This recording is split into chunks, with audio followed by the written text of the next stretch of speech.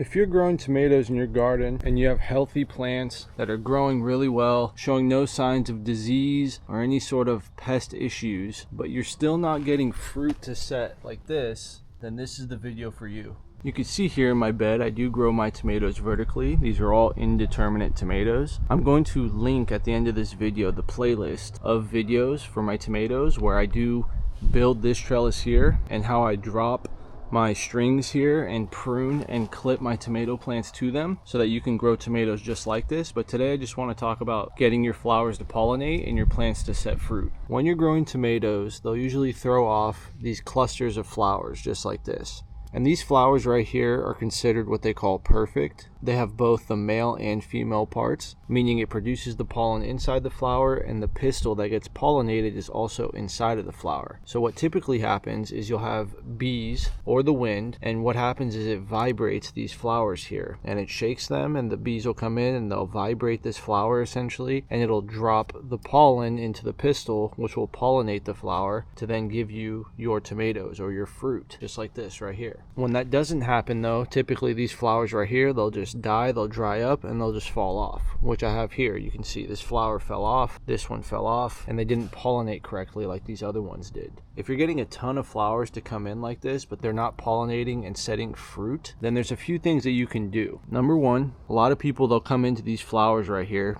and they'll use an electric toothbrush, and what they do is they turn it on and they gently touch the flower, and what that does, it'll vibrate the flower and it'll help the pollen drop onto the pistil and pollinate these flowers. Another thing that you can do, which I like to do personally, is when these flowers are out like this, you can just come in with your hand, your finger, and just tap these flowers like this. Just sort of shake them up, do that, and that'll encourage the pollen to fall and pollinate these flowers. So I came in right here and I did that with my finger. I personally tapped all these flowers here, and you can see that it set a lot of fruit. Now if the bees did this or the wind did this, it's unknown, but the fact that I came in and I tapped these myself, I knew for sure that I'd get the best chances at these setting fruit. Right here you can see the same thing. I came in, I just tapped these flowers as well.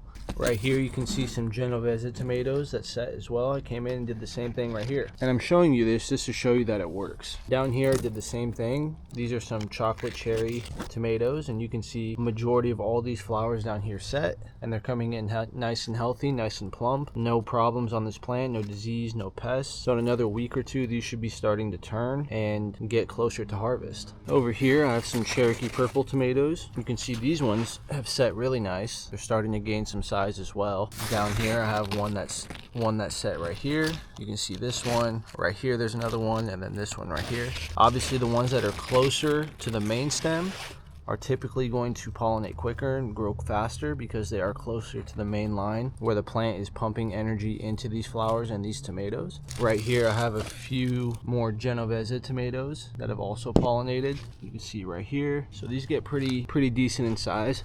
And you can see right here, when it doesn't pollinate correctly, it just sort of dies right here. Kind of dies, and look, it just falls off. Didn't pollinate, it dried up, and this would just eventually fall off. So right here you can see these flowers. If I just come in and shake them like that, if the bees don't come and there's maybe not strong winds, this will help to get these to set. But you can see here, this one set right there. You see a little tiny tomato in there starting to grow. Come into these. This one right here, you can tell it just died off. This one did not set, did not pollinate, so eventually this would just fall off. Another tip that I recommend for your tomatoes is off of each branch of flowers, you can see that this right here branches off, and these were all flowers. I like to keep no more than 4 to 5 tomatoes growing on there, especially these bigger, these larger tomatoes, because I want the plant to really focus in on those tomatoes and help ripen them, as opposed to having multiple tomatoes on this branch of flowers. You'll get better quality tomatoes that way, and it'll allow the plant to focus more on just those tomatoes. So what I like to do is I'll come in here and I can see this branch. It's got 1, 2, 3, and 4 in there. So I'm just gonna come in right here, and there's actually a 5th one right here, this little one. You can see in there, it's set. So everything after that,